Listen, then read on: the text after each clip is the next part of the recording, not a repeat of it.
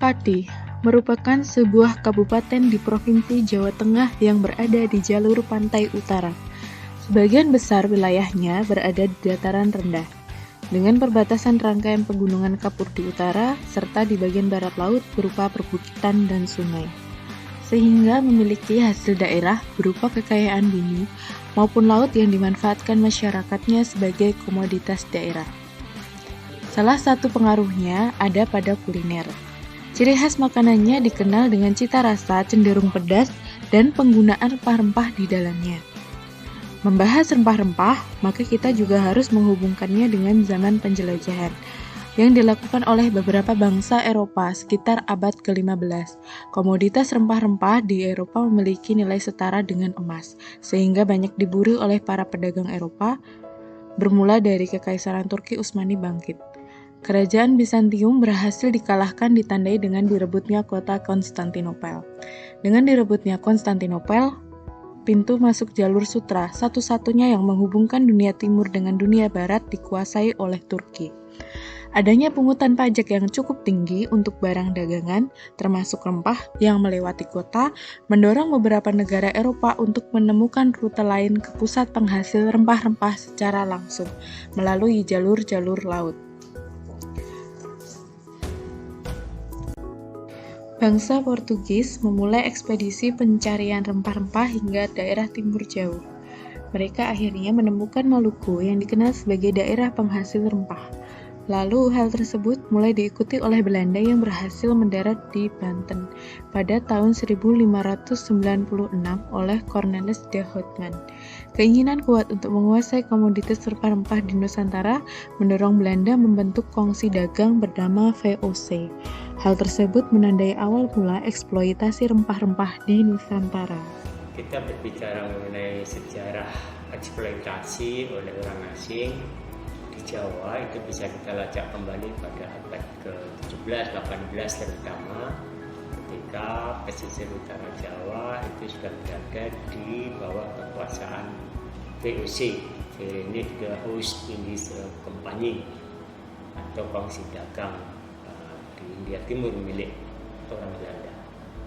Nah, eksploitasi rempah sebenarnya di Jawa tidak terjadi seperti misalnya di Indonesia Timur atau di wilayah Banten yang menghasilkan lada yang cukup terkenal.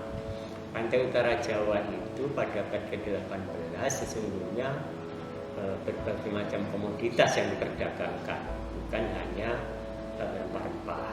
Nah, khusus bagi Jawa Tengah atau pesisir pantai utara Jawa, sebenarnya perdagangan yang utama adalah yang dihasilkan di pedalaman Jawa, yaitu beras. Kalau di pesisir ya misalnya di wilayah Rembang dan sekitarnya itu kayu jati. Itu komoditas yang dihasilkan di Jawa. Sementara kalau rempah-rempah sebenarnya di pantai utara Jawa itu hanya untuk lewat kapal-kapal yang mengangkut rempah-rempah dari Indonesia Timur misalnya dibawa ke Malaka, lalu ke mana India dan seterusnya. Itu yang terjadi pada abad 18. Maka ketika para bupati pesisir utara itu sudah tunduk di bawah kekuasaan VOC, tidak lagi di bawah kekuasaan Mataram, maka semua bupati mempunyai kewajiban yaitu menyerahkan hasil-hasil pertanian di daerahnya masing-masing. Ya, misalnya daerahnya penghasil beras ya sekian, setiap tahun harus setor sekian ton beras. Atau kayu jati ya seperti Tuban, Bojonegoro, Blora, Rembang itu ya harus menyetorkan sekian kilogram. Setelah masa VOC berakhir, pemerintahan diambil alih oleh kolonial Hindia Belanda di Pati yang membentuk keresidenan. Selain itu, mereka juga membangun infrastruktur pendukung, antara lain galangan kapal, jalur kereta api, pabrik gula, gereja, rumah sakit vending, hingga sekolah. Adapun kedatangan VOC memungkinkan pedagang asing lainnya juga pernah singgah di Pati. Namun berbeda dengan pemerintahan Hindia Belanda yang membentuk keresidenan Pati serta menetap cukup lama, bisa saja budaya barat mempengaruhi masyarakat Pati. Kuliner menjadi salah satu budaya masyarakat yang paling mudah dipengaruhi. Adapun salah satu makanan khas Pati yang terpengaruh dengan cita rasa Belanda ialah nasi gandul. Bahan dasar jeroan sapi yang digunakan dimasak serupa semur. Semur sendiri berasal dari bahasa Belanda, yaitu smoor, yang berarti masakan itu telah direbus dengan tomat dan bawang secara perlahan-lahan.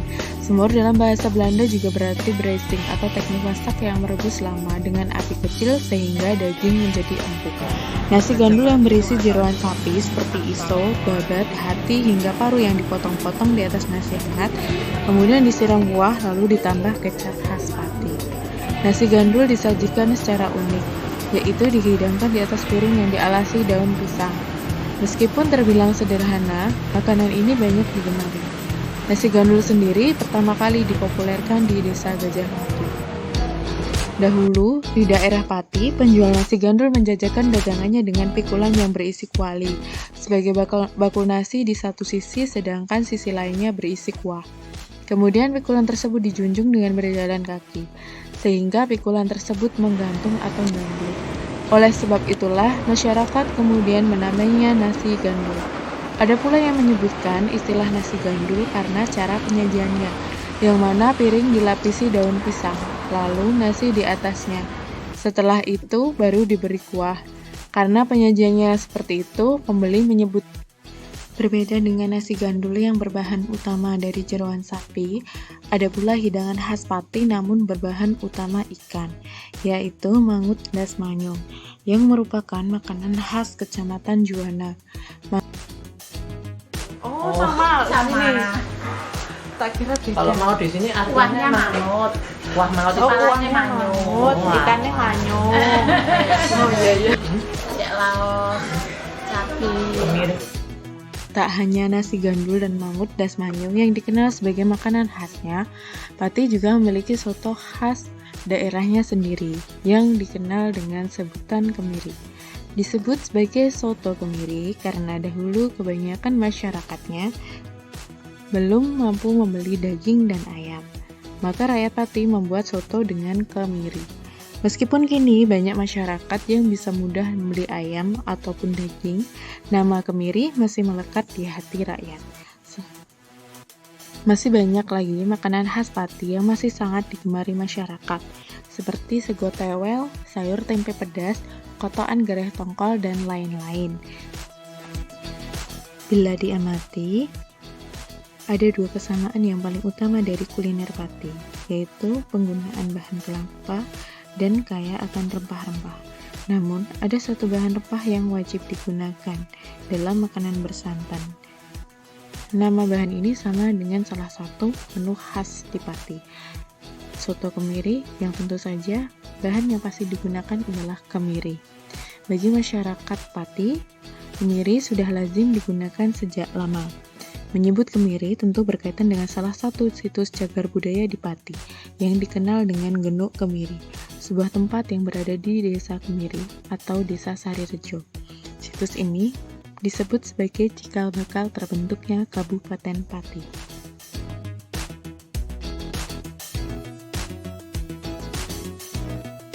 Setelah tahun 1292 berdirilah sebuah kerajaan atau kadipaten. Tapi belum ada namanya di sini itu kadipaten atau kerajaan apa, belum bisa memberi nama.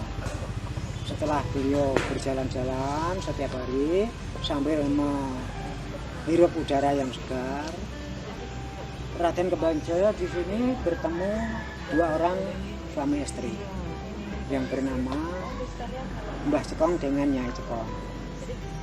Mbah Cekong dengan Nyai Cekong di sini berusaha setiap harinya itu membuat minuman dawet yang disuguhkan semua orang yang ada di sekitar sini.